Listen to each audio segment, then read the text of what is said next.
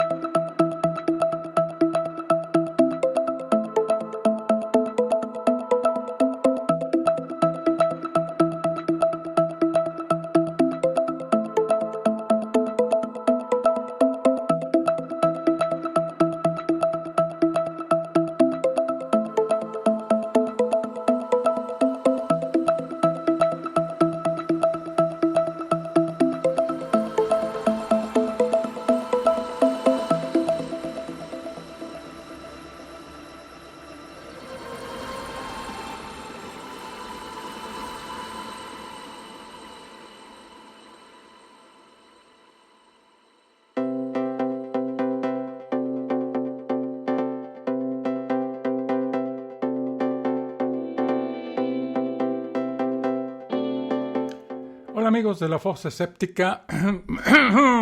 Ay, se me atravesó quién sabe qué en la garganta. ¿Cómo están amigos? Bienvenidos al episodio número 172 de La Fosa Escéptica. Los saludo afectuosísimamente el día de hoy. Espero que se le estén pasando bien y que en su casa reine la armonía y la felicidad. Que tengamos trabajo y que no este maldito virus no los haya afectado. ¿Qué vamos a hacer el día de hoy? Bueno, quiero recordarles primero que ya tenemos un canal de YouTube de La Fosa Escéptica. Este canal de YouTube tiene material que no está aquí en el podcast en audio y estoy haciendo los videos la verdad con mucho cariño y espero que a ustedes les guste. Si no les gusta o si tienen alguna recomendación o sugerencia que hacerme, déjenmelo ahí en los comentarios del último video que haya subido yo. Y el grupo de Facebook también está funcionando muy bien. Y tenemos también un pequeño grupo en Telegram en donde el debate, la polémica se está poniendo bien interesante. Así es de que les recomiendo estos 3 medios de acercamiento aquí a La Fosa Escéptica, en especial el canal de YouTube. Déjenme un comentario ahí, suscríbanse, eso me ayuda muchísimo para mantener no solo el canal de YouTube, sino también el podcast, que en estos momentos es súper importante para mí seguirlo manteniendo con sus aportaciones y con sus donaciones. Hay muchas formas de hacerlo, hay varias formas de hacerlo. Primero, bueno, suscribiéndose al canal de YouTube, eso me ayuda mucho. También suscribiéndose a Spreaker. Y luego, pues, hacer donaciones en efectivo, en dinero, en marmaja, pachocha, como se diga, al dinero en sus países. Y pueden hacerlo en iVoox. En iVoox pueden hacer una donación o bien en la página de La Fosa Escéptica en Patreon. ¿Y de qué vamos a hablar hoy? Bueno, vamos a hablar de la cacería de brujas y de Darwin. ¿Quién es Friedrich von Spee, que vivió entre 1591 y 1635? ¿Qué hizo? ¿Cuál es su conexión con las brujas? Eso es lo que vamos a analizar el día de hoy. Lo quise hacer para que viéramos de una manera breve, ¿verdad? ¿Cuál era el pensamiento acerca de esto de la quema de brujas en la Edad Media? Y me resultó muy interesante, tanto que decidí compartirlo con ustedes. Entonces, sin más, comenzamos.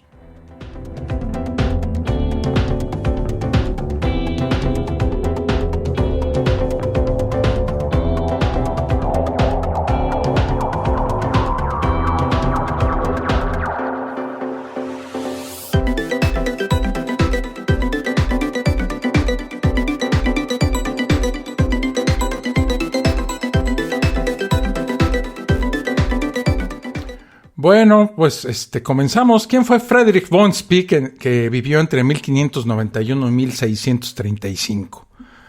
Bueno, pues él fue un jesuita y poeta alemán, más conocido como un acérrimo enemigo de los juicios por brujería. Spee, S-P-E-E, así se llama, se apellida, Spee, fue la primera persona en su tiempo que habló con fuerza y con argumentos en contra de la tortura en general. Fue el primero en considerar que la tortura no es una manera de obtener la verdad de alguien. Híjole, hubiera vivido aquí en México en los últimos años y se hubiera puesto tremendamente a la tortura, que ya sabemos que aquí en México y también en algunos países de Latinoamérica es un sistema de obtener declaraciones y de hacer que la gente acepte culpas que muchas veces no tiene. Él fue el confesor de muchas de las mujeres acusadas por brujería y se angustió ante el asesinato y tortura masiva de estas mujeres. Debido a sus protestas y acciones en contra de tan primitivo método, logró que su voz fuese escuchada y se comenzó la abolición de los infames juicios. Antes de recibir su castigo, él murió víctima de una epidemia de peste, atendiendo a los afligidos como cura de la parroquia.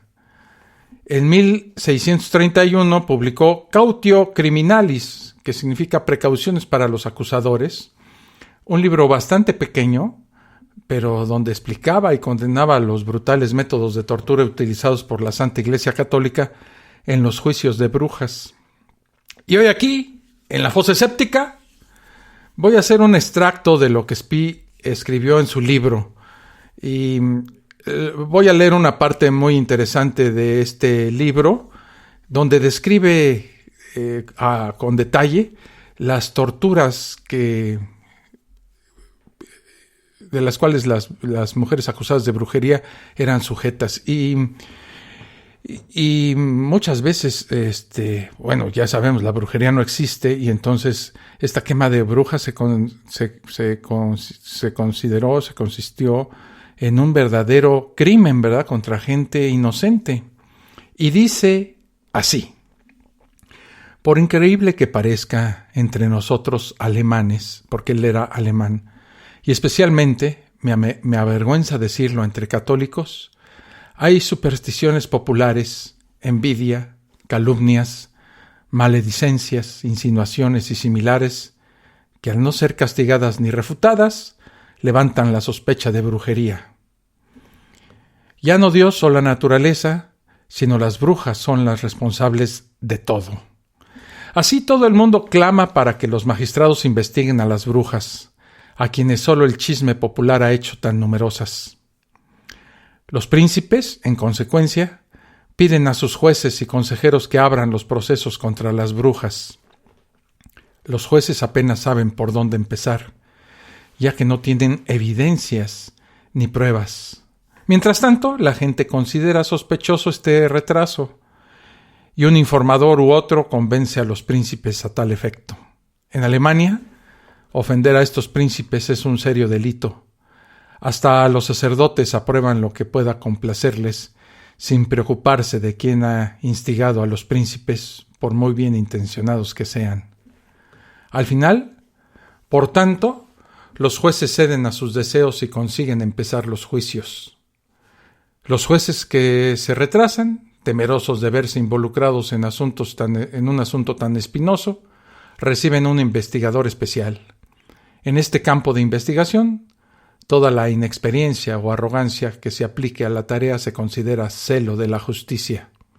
Este celo también se ve estimulado por la expectativa del beneficio, especialmente para un agente pobre y avaricioso, con una familia numerosa, cuando recibe como estipendio dinero por cabeza de bruja quemada, además de las tasas incidentales y gratificaciones que los agentes instigadores tienen licencia para arrancar a placer de aquellos a los que convocan. Bueno, él dice que en esa época, en la meritita Edad Media, la gente acusaba a las brujas, sin serlo, por una remuneración económica que se les daba por haber descubierto a una bruja. Entonces, pues ya cualquiera era bruja con tal de recibir el dinero que estaba prometido. Si los desvíos de un demente o algún rumor malicioso y ocioso, porque no se necesita nunca una prueba del escándalo, señalan a una pobre mujer inofensiva, ella es la primera en sufrir. Sin embargo, para evitar la apariencia de que se la acusa únicamente sobre la base de un rumor, sin otras pruebas, se obtiene una cierta presunción de la culpabilidad al plantear el siguiente dilema. O bien ha llevado una vida mala e impropia, o bien ha llevado una vida buena y propia. Si es mala, debe de ser culpable. Por otro lado, si su vida ha sido buena, es igual de condenable, porque las brujas siempre simulan con el fin de aparecer especialmente virtuosas. O sea, la mujer que estaba acusada de brujería no tenía cómo defenderse ni cómo quitarse de encima esa acusación. En consecuencia, se encarcela a la mujer. Se encuentra una nueva prueba mediante un segundo dilema. ¿Tiene miedo o no lo tiene?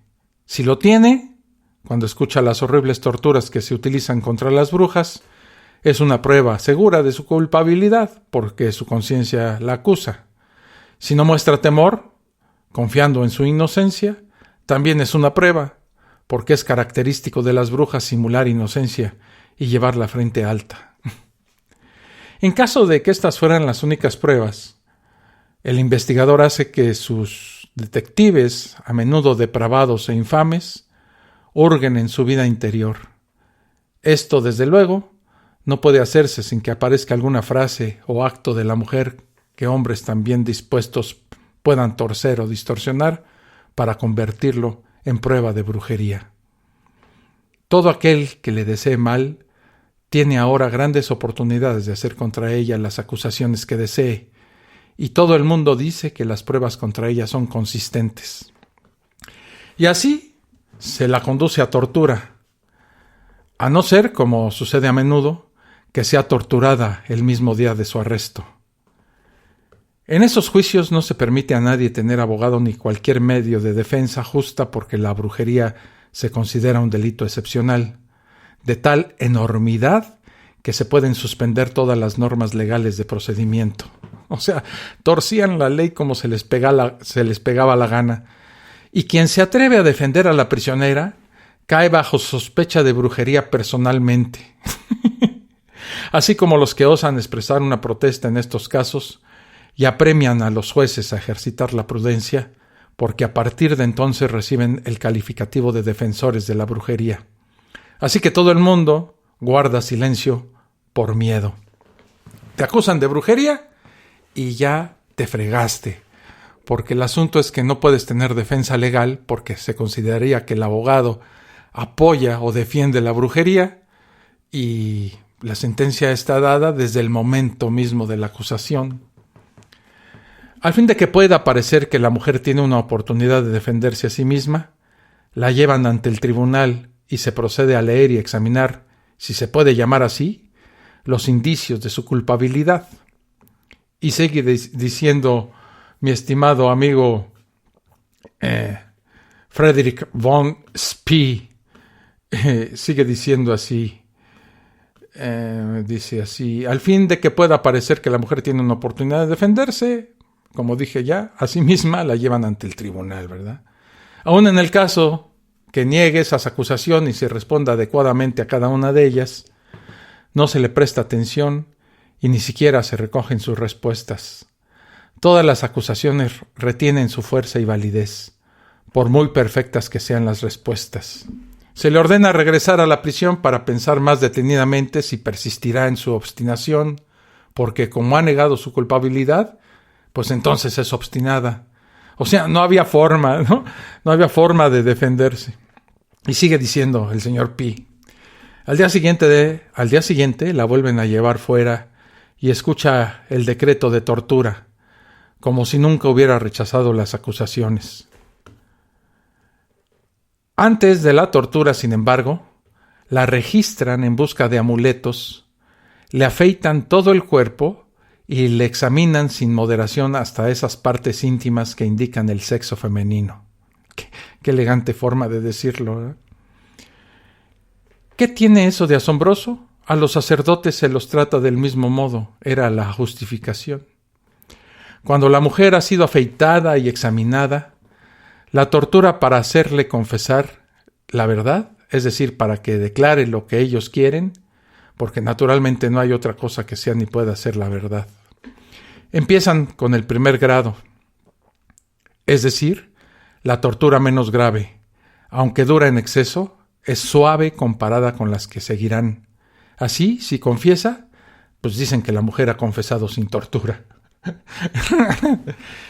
La verdad es que era una actitud completamente criminal y ahora nos da risa, pero en esa época imagínense la angustia de una persona que hubiera sido acusada de brujería.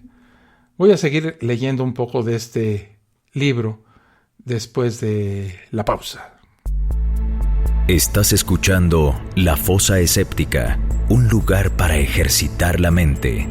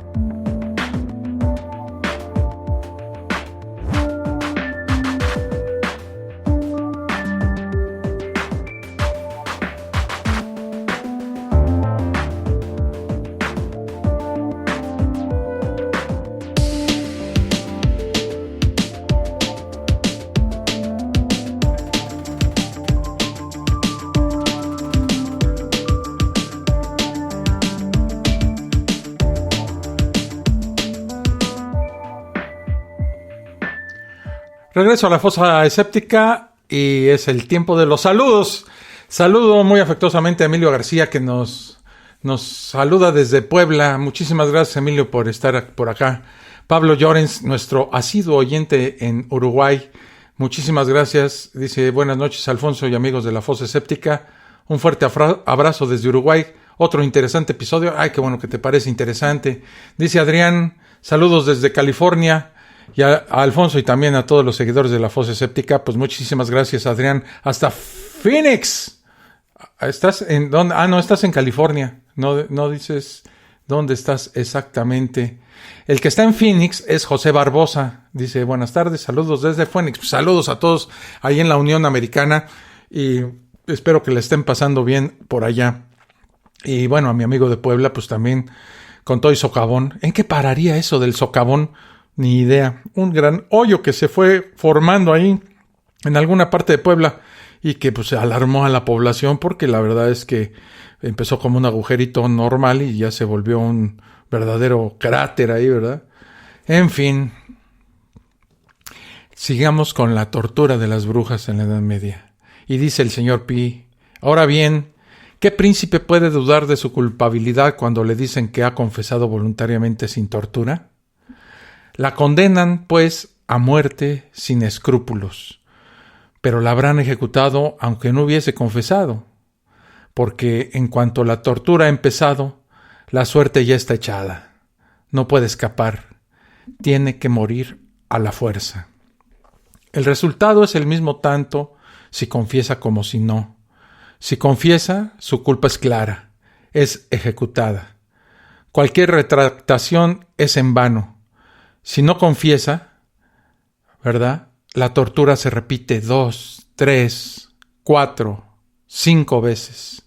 En delitos excepcionales, la tortura no tiene límite de duración, severidad o frecuencia.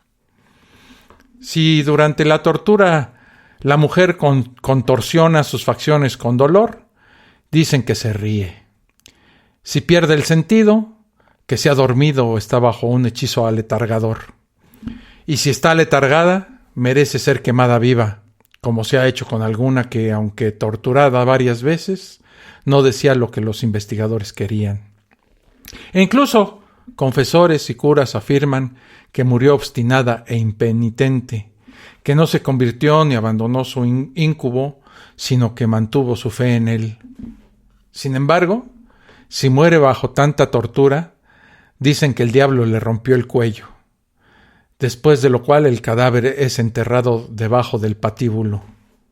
Por otro lado, si no muere bajo tortura y si algún juez excepcionalmente escrupuloso no osa torturarla más sin mayores pruebas o quemarla sin confesión, la mantienen en la cárcel y la encadenan con la máxima dureza para que se pudra hasta que ceda, aunque puede pasar un año entero.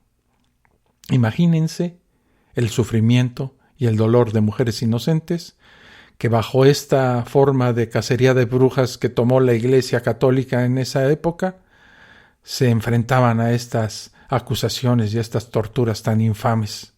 La acusada no puede librarse nunca. El comité investigador caería en desgracia si absolviera a una mujer.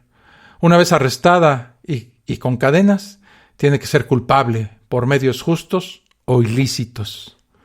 Mientras tanto, sacerdotes ignorantes y testarudos acosan a la desgraciada criatura a fin de que, sea cierto o no, se confiese culpable. De no hacerlo así, dicen, no puede ser salvada ni participar en los sacramentos. Sacerdotes más comprensivos o cultos no la pueden visitar en la cárcel para evitar que le den consejo o informen a los príncipes de lo que ocurre. Lo más temible es que salga a la luz algo que demuestre la inocencia de la acusada. Las personas que intentan hacerlo reciben el nombre de perturbadores. Mientras la mantienen en prisión y bajo tortura, los jueces inventan astutos mecanismos para reunir nuevas pruebas de culpabilidad con el fin de declararla culpable, de modo que al revisarle el juicio, algún facultativo universitario pueda confirmar que debía ser quemada viva. Hay jueces que para aparentar una escrupulosidad suprema hacen exorcizar a la mujer, la transfieren a otra parte y la devuelven a la cámara de tortura para romper sus aletargamientos. Si mantiene silencio, entonces al menos pueden quemarla. Ahora bien, en nombre del cielo, me gustaría saber si tanto la que confiesa como la que no perecen del mismo modo, ¿cómo puede escapar alguien por inocente que sea? Oh mujer infeliz, ¿por qué has concebido esperanzas a la ligera? ¿Por qué, al entrar en la cárcel, no admitiste enseguida lo que ellos querían? ¿Por qué, mujer insensata y loca, deseaste morir tantas veces cuando podrías haber muerto solo una? Sigue mi consejo, y antes de soportar todos estos males, di que eres culpable y muere. No escaparás, porque sería una desgracia catastrófica para el celo de Alemania. Imagínense nada más. Lo dicho, ¿no? Una mujer acusada de brujería, por algunas monedas que se iba a ganar el vecino, el amigo o parte de su familia,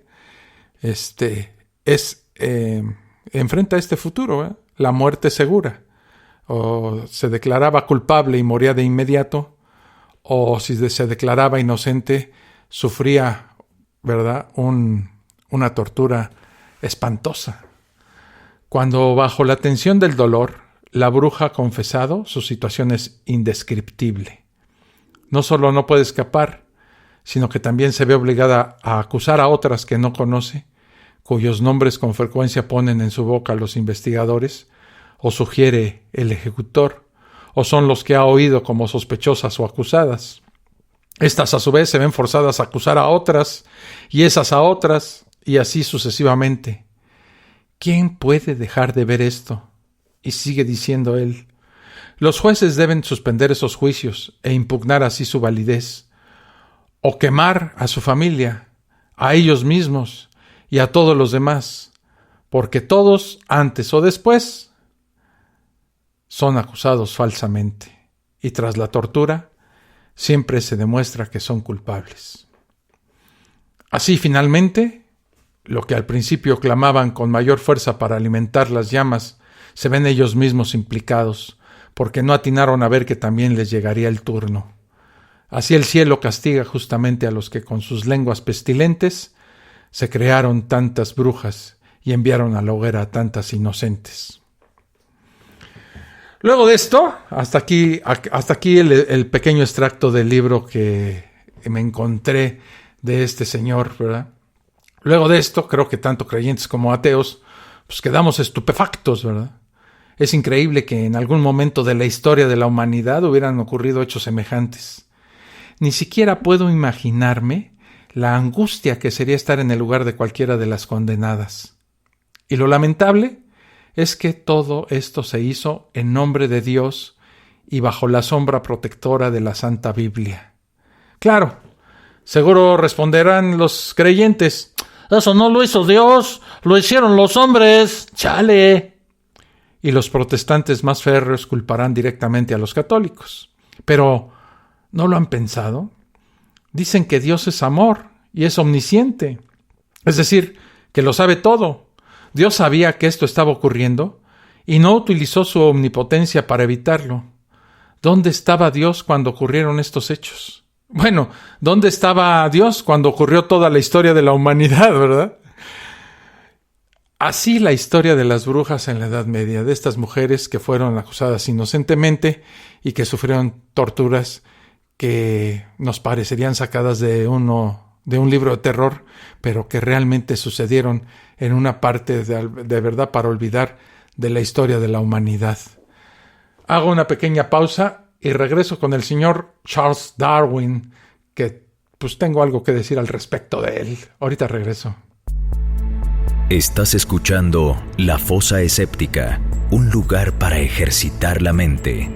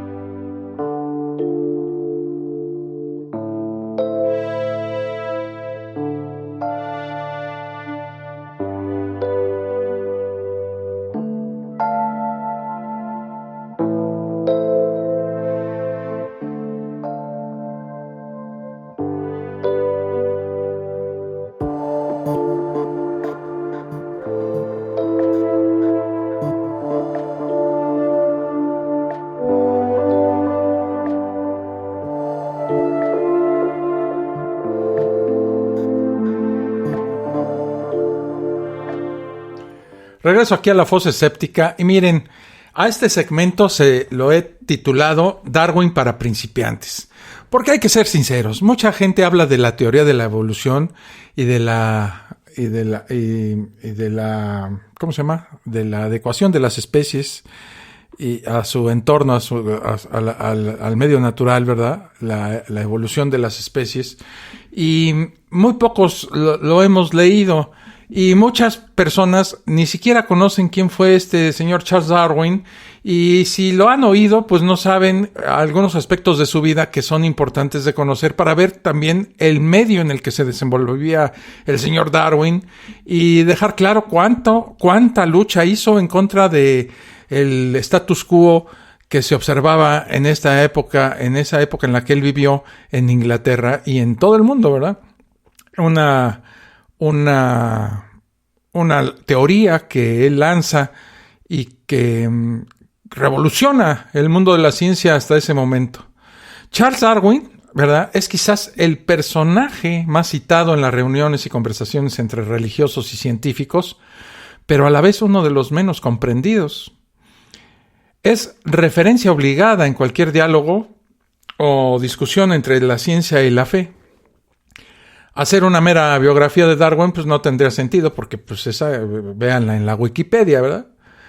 Por lo que trataré de visualizar brevemente algunos aspectos puntuales de su vida, principalmente en relación a la religión. Miren, Darwin no pertenecía a la Iglesia Católica, por lo tanto no tenía conflictos directos con esta institución. Darwin perteneció a la Iglesia Anglicana, que es la dominante en el Reino Unido, y padeció luego de sus publicaciones una fuerte censura y rechazo por parte de un gran sector de la población, y sobre todo de los jerarcas de la Iglesia Anglicana. Estudió teología en la Universidad de Cambridge. Esto también yo lo desconocía. Él era teólogo. ¿Por qué estudió teología? Pues con la intención de convertirse en sacerdote de la Iglesia Anglicana. Durante estos estudios, nunca se cuestionó la validez de la Biblia como la explicación del origen del mundo y los seres vivos que lo habitan. Pero durante su aventura científica a bordo de un barco llamado Beagle, la fe de Darwin se fue deteriorando ante el cúmulo de evidencias, pues claro, que contradecían todas las verdades supuestamente incuestionables del libro del Génesis. Desde muy joven hasta el final de sus días, padeció un fuerte conflicto interno por causa de su fe y la influencia de sus trabajos, aunque él afirmaba estar en paz internamente. Este creciente escepticismo pues, le traería graves conflictos con su esposa, que se llamaba Emma, una mujer muy devota y religiosa. Imagínense esto, ¿eh? Estos enfrentamientos llegaron al punto máximo cuando desde 1849 pues, dejó de asistir los domingos a la iglesia y optó por pasar ese tiempo reflexionando en el campo sobre sus ideas. 2 años después, y fíjense que yo lo entiendo, porque mi mujer es muy religiosa y siempre que ella me dice que vayamos a la iglesia, miren, algunas veces la acompaño, más por evitarme el problema que por otra cosa, ¿no? Y por demostrar cierta solidaridad con ella. Y bueno, a mí no me pasa nada con estar ahí sentado 3/4 de hora, ¿no? Y pues ella se siente bien y eso es, la verdad es que es mi intención primaria, ¿no? Bueno, sigamos con Charles Darwin. 2 años después, la muerte de su adorada hija Annie, a los 10 años de edad, como consecuencia de tuberculosis, fue lo que le hizo perder definitivamente la fe en Dios. Para Darwin, la crueldad y el sufrimiento del mundo no parecían compatibles con la existencia de un Dios omnipotente que se preocupara por sus criaturas. Charles Darwin vislumbró desde el principio que su teoría de la evolución iba a caer como una bomba sobre los dogmas establecidos de la fe cristiana. Pasaron 2 décadas hasta que finalmente se atrevió a publicar El origen de las especies. Poco antes de publicar esta obra, le escribió una carta a su amigo Joseph Hooker, donde Darwin manifestó que se sentía como un hombre a punto de confesar un crimen. Para la Inglaterra victoriana del siglo XIX, la idea de que todas las especies vivas, incluyendo el ser humano, no habían sido creadas de un día para otro por la mano de Dios, sino que habían evolucionado durante millones de años mediante un proceso de selección natural, bueno, pues imagínense, suponía una impertinente blasfemia. Darwin tuvo que sufrir la humillación de ver su inconfundible rostro barbudo caricaturizado sobre el cuerpo de un mono casi inmediatamente después de publicada su obra El origen de las especies en 1859. Esta imagen sigue rodando, ¿verdad? Difundiéndose en muchos sitios web. Ustedes pongan Charles Darwin en el buscador de Google y pongan imágenes y van a ver toda la serie de memes y de caricaturas sobre él con la cabeza de Darwin, pero el cuerpo de un chimpancé. Darwin y lo que enseguida vino a llamarse el darwinismo se enarbolaron como la bandera del ateísmo científico del siglo XIX, los cuales lo encontraban como una confirmación de su exclusión de Dios. Es realmente poco probable que Darwin aspirara a fundar una especie de movimiento cultural y filosófico basado en sus descubrimientos e investigaciones. Darwin nunca quiso definirse públicamente como ateo y dejó escrito que el agnosticismo es una descripción más correcta de su postura. Afortunadamente, muchas de las reflexiones de Darwin fueron expresadas en su autobiografía, donde plantea de forma muy humilde y humana los más profundos sentimientos de su ser interior. Asombra el tono humano y sencillo como expone Darwin sus ideas y dudas. Y leo un texto de esta autobiografía. Y dice Darwin: he intentado componer el relato de mí mismo que viene a continuación como si hubiera muerto y estuviera mirando a mi vida desde otro mundo. Bonito prólogo para su libro, ¿verdad?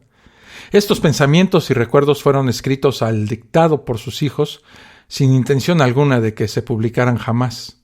Después de la muerte de Darwin, Su hijo Francis Darwin publicó una versión abreviada en 1892. Vamos a ver, voy a hacer una pequeña pausa y al regresar vamos a ver algunas afirmaciones que normalmente creemos y damos como ciertas, pero que Darwin nunca insinuó ni dijo. Y hay algunas muy interesantes.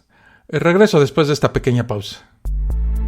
Estás escuchando La Fosa Escéptica, un lugar para ejercitar la mente.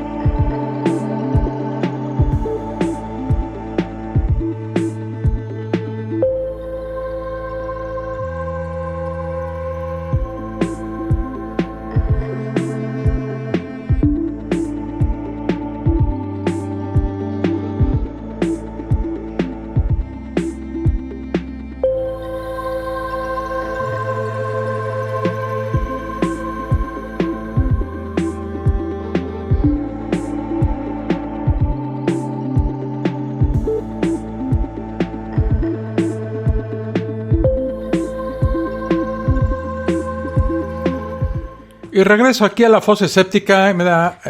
Quiero leer lo que dice. Adrián dice que está en Los Ángeles. Saludos hasta allá a la gran comunidad de mexicanos que viven en Los Ángeles. Creo que es la ciudad donde más mexicanos hay después del Distrito Federal de la Ciudad de México. Y eso no es un motivo de orgullo. Realmente la gente que se va para allá es porque aquí no encuentran las oportunidades. Y mucha gente que ya vive allá y que son nacidos allá y que conservan sus raíces y tradiciones mexicanas es de asombro. Y sobre todo, ¿verdad? Ellos mandan muchísimo dinero como remesas a México. Y luego el gobierno de México dice que esa fuente de ingresos es muchísimo mayor que la que obtiene México por la extracción de petróleo, para que se den una idea de la magnitud, ¿verdad?, de lo que se manda desde allá.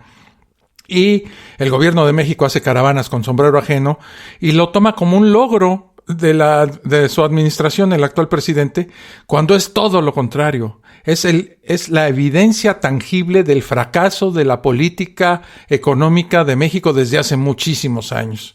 El que la gente tenga que abandonar su país es realmente lamentable y es verdaderamente un crimen. Y que encuentren en otros países las oportunidades que no se les da en México es, como digo, la evidencia de un fracaso del sistema económico que tenemos y de la gran corrupción que existe.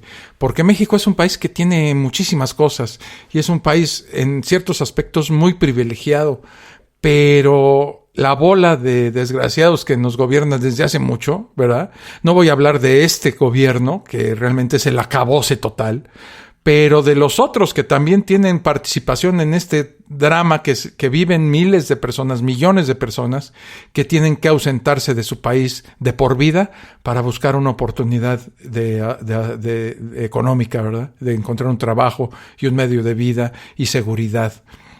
Y eso, la verdad, es lamentable para todo. Dice Pablo Llorens, si Dios existiera y tuviera voluntad y fuera todopoderoso, amoroso y omnisciente, ¿por qué permitiría todo eso?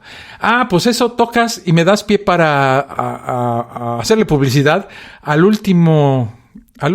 más reciente video que tenemos en La Fosa Escéptica en el canal de YouTube, donde hablo de estas cualidades que tiene Dios.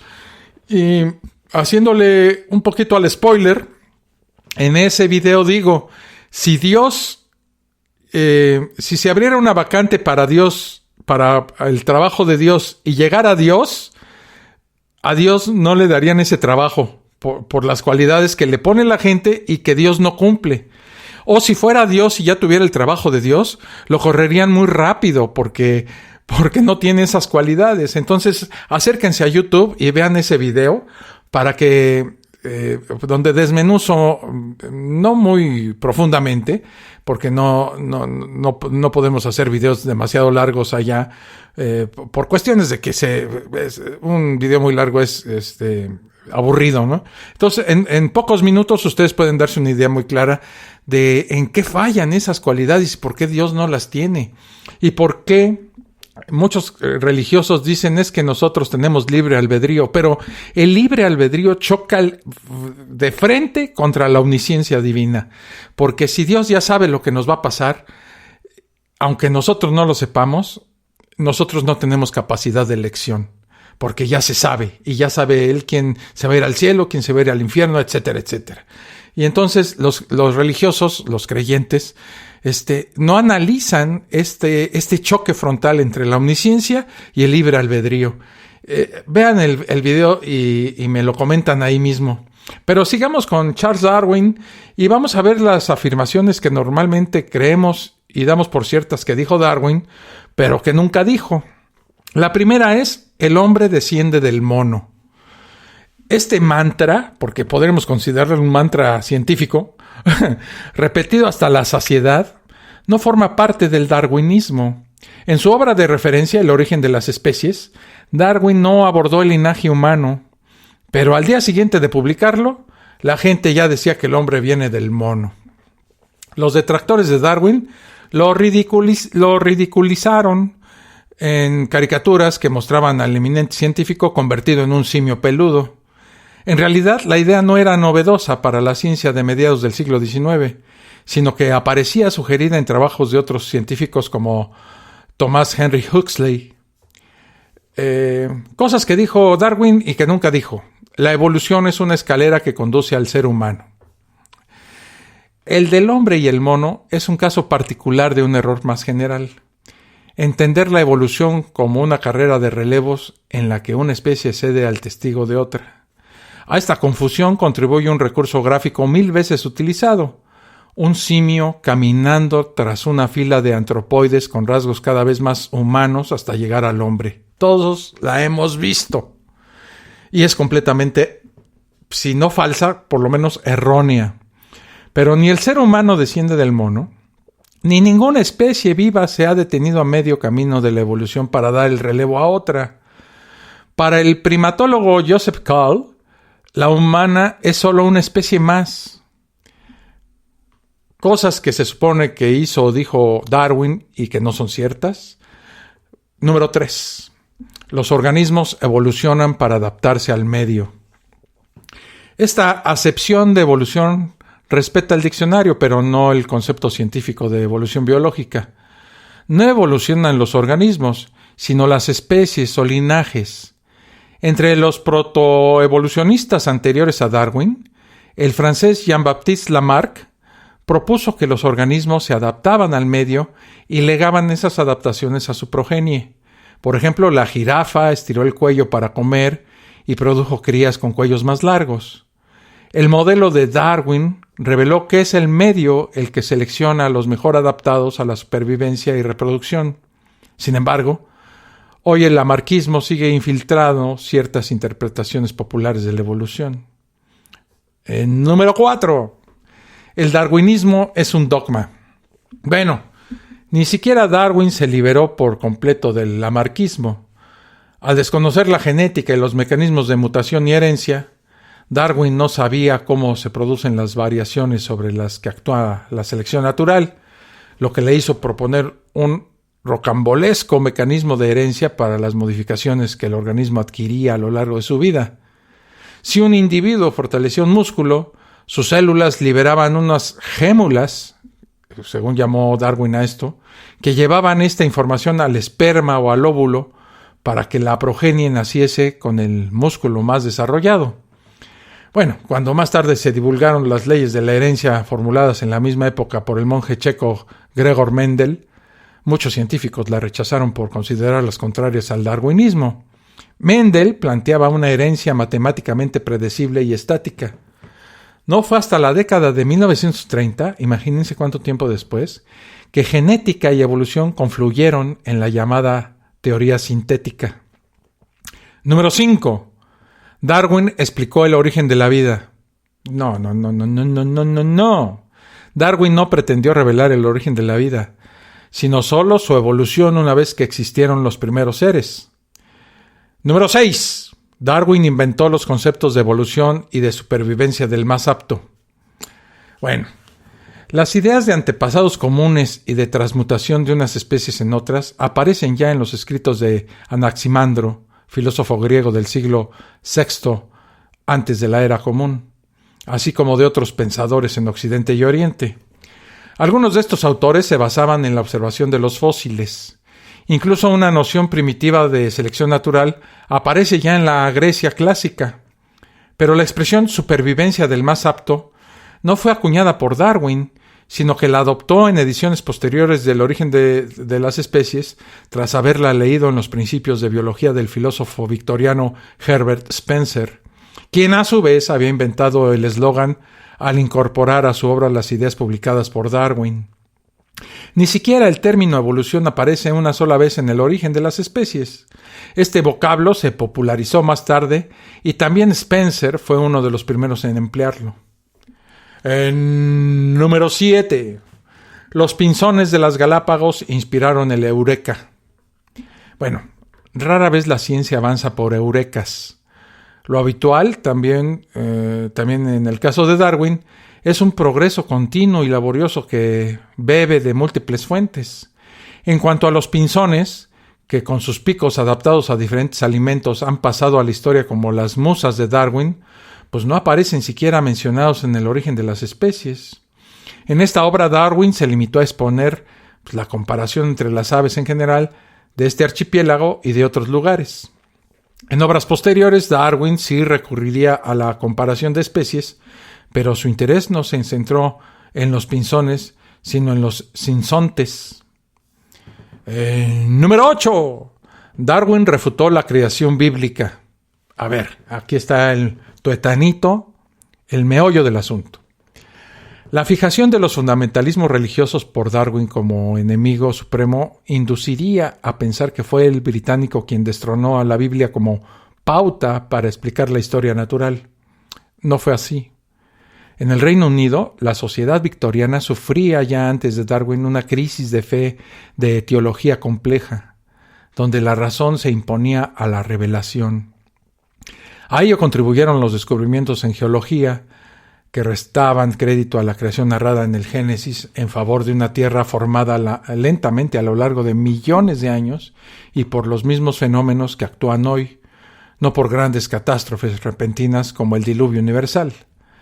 Esta teoría fue formulada por el geólogo y cristiano devoto Charles Lyell y ejerció una fuerte influencia en el pensamiento de Darwin. Número 9.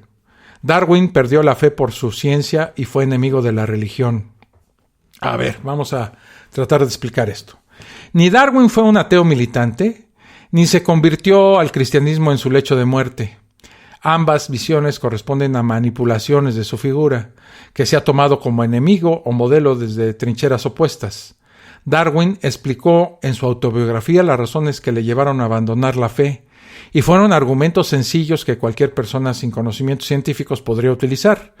Las contradicciones entre distintas religiones reveladas, la negación de un Dios cruel y castigador o el rechazo a una supuesta condenación eterna para los paganos, y influyó mucho también la muerte de su hija, ¿verdad? Y el sufrimiento en el que se vio ella inmersa por la poliomielitis que finalmente acabó matándola. Y su última conversión antes de morir es otro mito sin pruebas. Pero Darwin no eligió su papel como blanco del fundamentalismo religioso. Respetó las creencias de otros, como su propia esposa, y se unió al agnosticismo científico adoptado por figuras como su amigo y colega Thomas Henry Huxley. Y número 10. La evolución es solo una teoría.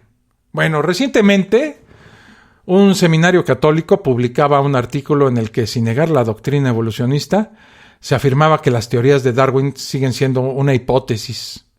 Falta constatación empírica, decían.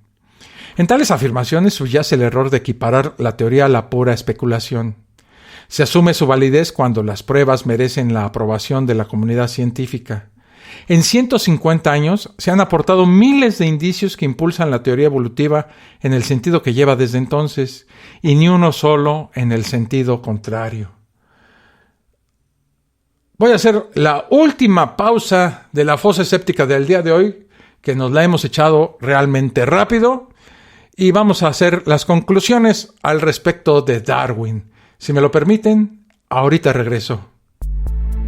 Estás escuchando La Fosa Escéptica, un lugar para ejercitar la mente.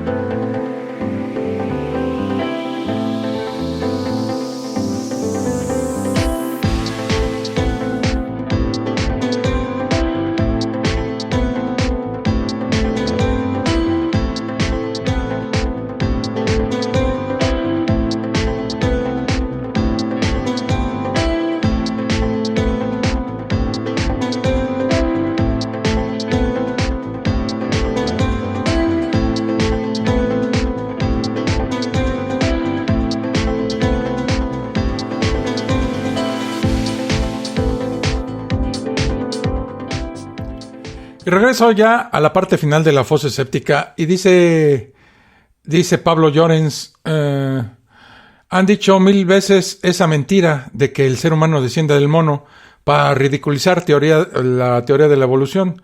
Y en realidad Darwin no dijo eso. Tenemos un ancestro en común con los monos. Eso es muchísimo, muy cierto, mi estimado Pablo.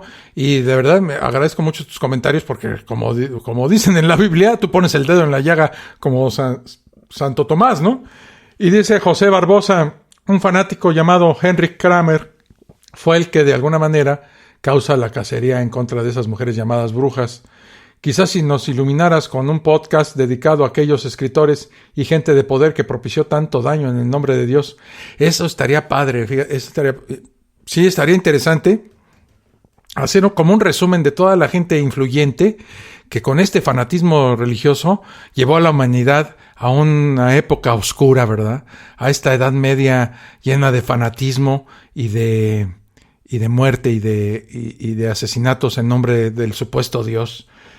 Lo prepararé y gran aportación, mi estimado José Barbosa. Pablo Llorens acaba diciendo lo que hubiera sido Darwin si hubiera conocido los conocimientos actuales de genética, uno de los más grandes genios de la historia de la humanidad, sí. Y fíjate que medio olvidado, medio soslayado, medio vituperiado. Y todo viene de la jerarquía religiosa que trata de minimizarlo y hacer menos su teoría de la evolución y de las especies, ¿verdad? Y eso hay que luchar contra eso, hay que difundir el pensamiento y la obra de Charles Darwin, porque es el principio de la iluminación del razonamiento sobre la iglesia, creo yo. Entonces, por eso me pareció interesante traer el día de hoy a colación esta pequeña, no biografía, sino la percepción que se tiene de Charles Darwin, ¿verdad? Bueno, a manera de conclusión sobre Charles Darwin, Darwin no era ateo, Darwin era agnóstico, Darwin no era creyente, Darwin evitó la polémica y las discusiones públicas sobre su fe y creencias, Darwin no se convirtió a la fe en su lecho de muerte, y pues la influencia de los trabajos de Charles Darwin constituyen un estandarte invaluable para el ateísmo científico y prácticamente la muerte definitiva de la teoría creacionista. Por eso por toda su obra y su dedicación y este ímpetu para luchar en contra de la corriente, de esta corriente religiosa tan perversa que existe aún en día. Yo personalmente digo, gracias, Charles Darwin. Bueno, amigos, creo que con esto acabo la fosa escéptica del día de hoy. Pensé que iba a ser más corta, miren, ya casi 1 hora. Pero es interesante ver el pensamiento y en las próximas fosas escépticas trataré de hablar de alguna personalidad que nos ha iluminado el camino del razonamiento y del escepticismo. Conocerlos, saber de dónde vienen, qué hicieron y cómo vivían, creo que es interesante para conocer que el resultado de nuestro escepticismo y de nuestro nivel de razonamiento depende en gran medida o es causado en gran medida por el pensamiento de estos grandes, de estas grandes inteligencias que ha habido a lo largo de la humanidad, ¿verdad? Entonces, me parece una fuente muy importante para temas de la fosa escéptica.